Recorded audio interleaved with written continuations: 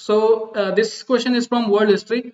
What was the Napoleon plan after the advent of French nationalism, and what were his historical achievements that established him as a leader of France? So this is the first chapter as far as syllabus of the world history is concerned, because French revolution in the France of 1789 is the most prominent thing in world history, the portion of world history which has been included by the UPSC. So what we will discuss is reign of Napoleon as a military officer, invasions done by Napoleon, reasons for his upscaling military ranks. Napoleon was also involved in the revolution which happened in 1789, but was a low key then. But when the Robespierre and close associate of Napoleon was a close associate of Robespierre. When Robespierre was dead, Napoleon, then the potential of Napoleon was seen by other people. That is why Napoleon became dictator later on. So we will explain that. So let's start with that. This is the introduction part. Napoleon's Italian victories overshadowed his Egyptian defeats. So as I already told you that he was already involved in the colonial things, and when he was reigning other areas, he was acting as a military officer, and he faced many defeats before he was going to conquer other areas in the Europe. So this was the first thing. His victories, whatever the victories he had later on, were overshadowed by the Egyptian defeats during the French Revolutionary War. While his position at home strengthened after the Directory became dependent on the military, this made Napoleon the greatest enemy of the same government that relied on his protection. So Napoleon was a military officer, and this military was actually protecting the monarch, and the monarch was to be overthrown in the 1789. These are some of the very important things that you need to understand before answering such questions. Now, who was Napoleon Bonaparte? He was a French military political leader who rose to prominence during the French Revolution and led several successful campaigns during Revolutionary War. As Napoleon, he was emperor of the French from 1814 and again in 1815. So this is the explanation regarding the Napoleon, a very short and crisp explanation about the Napoleon. You can even skip that part, but a small notion about Napoleon is very much important to get you better presentation of the answer. All right. Now, following the fall of Robespierre and Thermidorian reaction in July 1794, Napoleon, although closely associated with Russia, were released from arrest within 2 weeks. He was asked to draw plans to attack Italian positions in the context of France's war with Austria. So, as I told you, he was a close associate of Robespierre. Robespierre was the very prominent revolutionary for the French revolution during the time around 1789. And during the French Revolutionary War, Napoleon was successful in daring invasion of Italy. In the Mountain Campaign, he separated the armies of Sardinia and Austria. These are the two places on which Austria is in Europe, where Sardinia is part of Italy, defeating each one in turn and then forced peace on Sardinia. Following this, his army captured Milan and started siege of Mantua. Bonaparte defeated successive Austrian armies under three different leaders while continuing the siege. So, as a military leader, he was continuously defeating many armies of the successive regions, and he was getting maximum momentum through the leaders at that particular time. That is why he was gaining many recognition as a political leader also. Now, the next phase of the conflict featured the French invasion of the Habsburg heartland. In the first encounter between two armies, Napoleon pushed back his opponents and advanced deep into Austrian territory. The Austrians were alarmed by the French thrust that reached all the way to Leoben, not very far from Vienna, and finally decided to sue for peace. So this was the time when Napoleon was at his peak and was to get very close to the French nationalism. So this was the very important times when he did capture the Habsburg. Now the Treaty of Leoben. The Treaty of Leoben, followed by more comprehensive Treaty of Campo Formio, gave France control of most of northern Italy and Low Countries, and a secret clause promised the Republic of Venice to Austria. So France was actually in control of these regions because of the Napoleon. That is why he was being a very great man at that time period. In the Italian campaign, Bonaparte's army captured 1,20,000 prisoners, 540 cannons, 170 standards. French army fought 67 actions and won 18 pitched battles through superior artillery technology and Bonaparte's tactics. During the campaign, Bonaparte became increasingly influential in French politics because he was continuously winning many territories for France. His political notions were also getting important in the French politics. Now, this statement about the 150 prisoner, 540 cannons, this could be avoided. I have just written it here.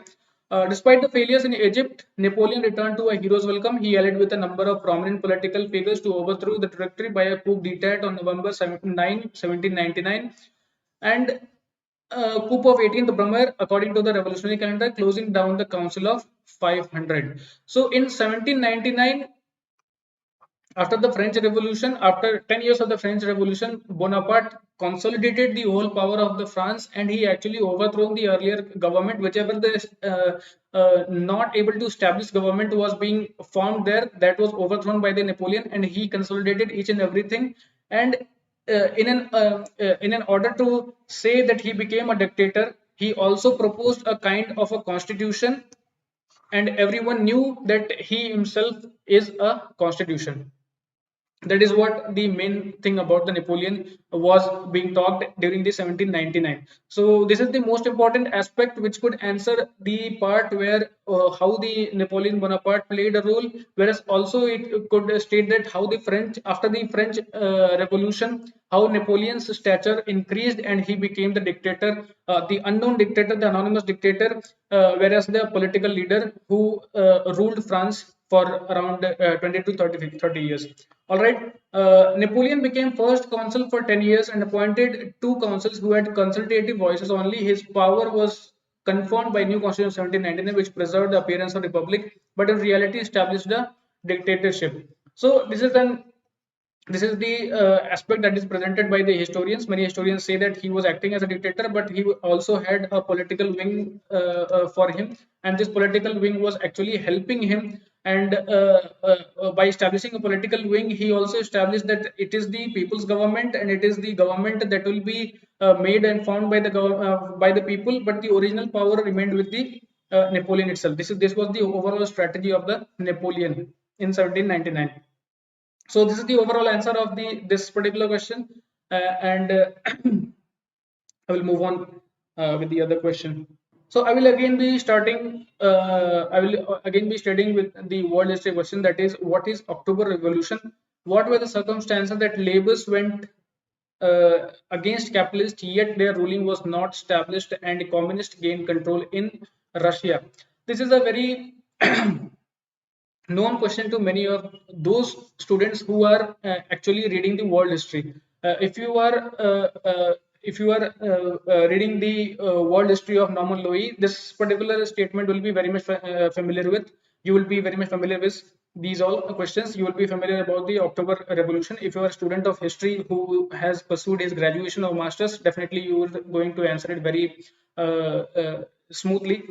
Now, what are the circumstances that laborers went against capitalists? It is not. This question is not about the communist regime and how the communists established themselves. It is about those laborers who were to form the government but were denied, and in place of laborers, these communist leaders actually formed the government where laborers were forced to work. So that is this is the original content that has to be placed in this particular answer.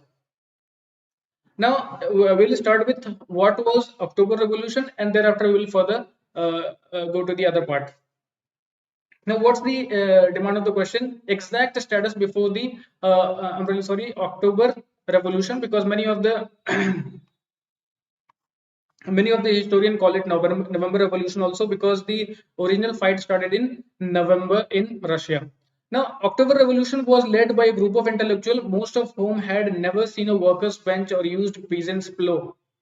This is the sarcastic statement. It could be used, it could not be used, but the leaders were not the laborers, because we need to talk about the laborers. And the leaders, the communist leader, were not the laborers, but they were thought leaders, and these thought leaders were not living in Russia at that time when the revolution was to take place.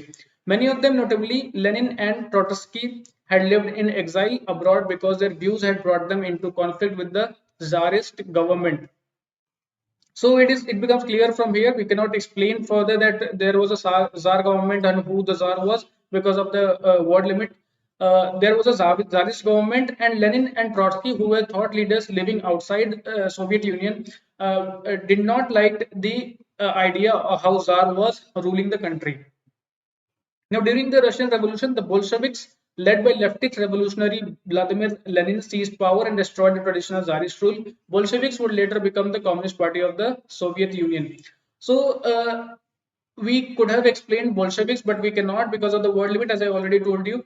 But these were the persons, these were the people who were responsible for a leftist revolutionary of 1917 or October Revolution. These were the people who were responsible for it.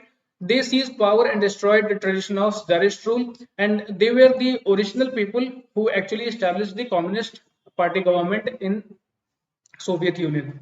Now, factory workers played an important role in destroying the old government and in defending the Soviet Union regime as it proceeded to socialize production, first of all industry and trade, but measured by the size of forces engaged. Revolution of 1970 was chiefly an agrarian revolt. The slogan of the Bolshevik leaders in 1970 was peace and bread. So the Bolsheviks were actually riding on the wave of pain that was established by laborers. It was because of the labor Bolsheviks actually took the pain of the laborers, because laborers were feeling that in the industry they are not getting enough bread even to live or work. That is why they were angered, and this particular thought was waived. This particular thought was taken up by the Bolsheviks, and they said that laborers need to have their rights and they need to remove the earlier government so that a particular government of the laborers could be established. This was the first thing that the Bolsheviks fixed. That is why factory workers went into with favor of Bolsheviks. All right. So in 1917, many peasants though thought they were going to oust all the big landowners and become individual owners of land themselves. This did not happen in the long run because the Soviet government had no intention of transforming peasants into individual property owners.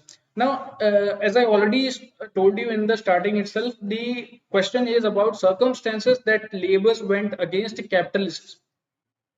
Now, the answer, when we are writing the answer, we will be always with a notion that it was a the revolution was because of the laborers, but it was the communist people who got the stronghold. So what we need to carve things out from here is that peasants were originally devastated, and what they wanted was they wanted their land and they wanted to plow it, they wanted to produce something, they wanted to eat. That is what the laborers wanted to do. And when the when the labor agitated against the government, laborers thought that they are going to get their land and they are going to be free with the stronghold of the Tsarist government. But the Communist Party, the communist leader, had some other idea, some other target, and it was about establishing a public forum where everything could be owned by the government, and then thereafter government can distribute things equally within the laborers. So this was the initial aspect of the Communist Party, whereas labor thought that they are going to be free. Now the Soviet labor feared ownership of land by the peasants and would restore capitalism in another form. So what was the fear of the communist leader? They thought that if the laborers would be given their individual land, they it would again restore capitalism in some or the other ways. This was the prominent reason why communists did not wanted to give a complete freedom to the laborers. The Soviet authorities were determined to destroy all possible roots of capitalism in Russia. Their plan was to create same status for workers in factories who do not own the plant and merely receive wages for operating machinery, and for workers on farms where the peasants would also become wage earners. So, what was the plan of the communist government? They wanted to just give the earlier government a push, and they wanted the laborers and peasants to get involved with them in that revolution, and they wanted to establish a government which could show that laborers are free to do so whatever they want to, but whatever they produce will be part of the government, and government will in return distribute those produce within the laborers and peasant equally. That was the main notion that the communist leaders were working in the 1970s, even before that. The land, like the factories, banks, natural resources of the country, was to become property not of individual peasants but of the state, which was not to reward the peasants of their work. So peasants were not being rewarded for what they went against, but they were actually being made some individuals who could be helping the communist government, but in return they would be getting nothing. This was the original notion, if you see from the broader perspective. Now, the plans of the Soviet leaders, I'm really sorry. Okay. The plans of the Soviet leader met with bitter and stubborn opposition on the part of the peasants. They fought the government tooth and nail for many years, sometimes actively, most often passively. They sometimes refused to sow or else to gather the harvest. Sometimes the damaged stores of grain and other foodstuff. The government retaliated by various measures of repression, sending offenders to remote areas of country where they were forced to work on roads, railways, other tasks. So when the communist government was formed, when the communist government, Bolshevik government was established, laborers were not very much happy because they were not getting what they were producing. So that is why their anger felt on all these things, all the repressive things that were done by the government. They felt very angered with it. So what they used to do is they used to break things. They used to do things which were against the government, and these laborers were sent into some exile. That is what the communist government used to do back then. So very bright future for the laborers did not come even after the 1917 October Revolution, and laborers were not getting the exact thing that they wanted. This is the overall notion. That's the overall notion that has to be put in this particular answer. Today, the state owns all country resources, factories, mines, and agricultural mineral products of all kinds. Russia has thus jumped from the stage of primitive agriculture with barely the beginnings of industrialization to large-scale development of all resources by the state, either directly or through state cooperative. In the main, it has skipped over the period of large individual enterprise financed by private capital at private risk for private gain, which characterized the transition of Europe New World from primarily agriculture to primarily industrial economy. Now, why I have included the current status of Russia is because earlier laborers were denied things, but today everything is private. Private gains are happening because of the private risk that the individuals are taking up. So this is the contrasting change that has happened from 1917 to the 2021. This is the basic difference that has happened in Russia. That is why I have included this part in the conclusion, whereas it states that labor are quite independent now rather than the laborers who were independent in the 1917. This is the quite different story here. All right. So this is the overall answer for this particular question. I will be getting on with the other question, which will be of society. All right. Understanding of population dynamics for policymaker is vital for population planning, settlement, and sustainability. This is a very hot topic because many of the states have just came up with bills of for population and all, and it is also very much important for society subjects or for students who are reading societal issues and all that, because a population is a composition of people, and whenever population dynamics or anything like that is studied, all the policies related to population definitely impact society or community. So that is why we are going to read it, and we are going to know that what population dynamics is and what are the policy that has been made, and how exactly we are going to understand the population planning, settlement, and other things. Now, what are the demands of the question? Population dynamics of India, understanding of population growth, impact of population expulsion, base of concern for population in government reports. So, basically, we are the country who have never thought about the population expulsion.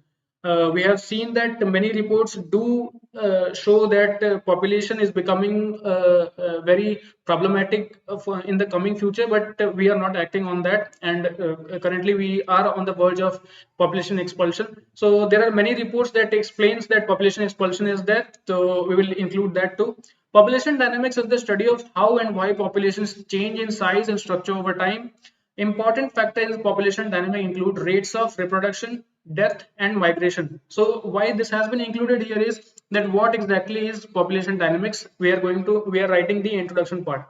Understanding the population dynamics by policymaker is vital to ensure optimal use of resources, their distribution, and planning population policies itself, so that sustainable growth can be achieved. Now, understanding population dynamics. First, we explained what population dynamics was, what has to be included in population dynamics. Thereafter, what the policy maker should take from population dynamic to frame the exact sustainable growth for the country. So, this is the introduction part that is important for this question. Any development planning with a time horizon of more than a few years has to factor. This is the I'm really sorry. This is the understanding of population growth for population making policies.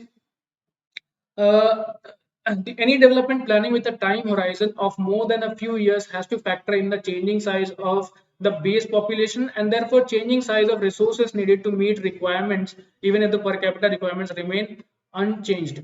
Now, the main thing is the changing size of base population, the changing size of resources needed. These are the things which are actually affecting the population trajectory, and whether the population is increasing, whether the population is decreasing. These are some of the aspects which are very much important if you are going to understand the population growth. That is why these things have been included here. All right. Virtually every development sector that requires investment will need a larger amount of such investment in different areas like clinics, hospital beds, homes, schools, colleges and training institutes, jobs, social security, rural banks, piped water and policemen as the absolute source of our population increases. So the main problem that comes out of population expulsion is also that you need to form a kind of society where every requirement, the requirement which is essential, could be completed, and when you have more population you can just suffice it with it. But because of the many constraints like economic constraints, we are unable to do so. So that is why these things have been written here. All right. It is not just about numbers. What matters is how the additional numbers are distributed by age, gender, education, income, marital status, geography, and so on. So, how the population has been categorized? These are categorized through age, gender, education, income, and other status that has been pointed out. So these are some of the basic status, basic data that is very much important in knowing about the population dynamics, and basically it is going to help the policymaker. So as the question is, understanding of population dynamics for policymakers is vital for population planning, settlement and sustainability. So we have to explain how population dynamics, the study of population dynamics will help the policymaker in doing their exact thing. Understanding of population dynamic is also essential for devising specific policies targeting high population growth, high birth rate, high death rate, and their etiologies. So, etiologies means the causes of disease. All right. So, I will move on with this.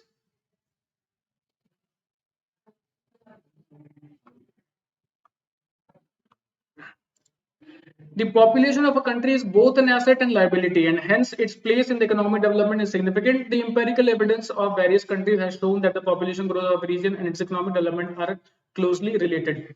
You can include statistics, census statistics, if you want, from the data of 2011. But I would say that exact data definitely becomes very lousy. So you need to remember each and every data, each and every statement. That is why I never include data from census or statistical offices. So if you are going to include it, I would say that you need to know that what parameters are there, what is the exact number, what is the exact percentage, then only you need to introduce it. All right. So if you are not willing to do so, if you do not remember those things, I would say that you need to evade it. All right. India has been a victim of population growth. Although the country has achieved progress in economic field, the population growth has eroded the growth potential. The population nearly quadrupled in 90 years from 230 million in 1901, 840 million in 1991. So this statement is actually stating that how population is downgrading us, population expulsion is downgrading us, because with the increase of the population we are not increasing in development. If we talk about the stature of the population in comparison to the economic development. So this particular point has been made for that notion only.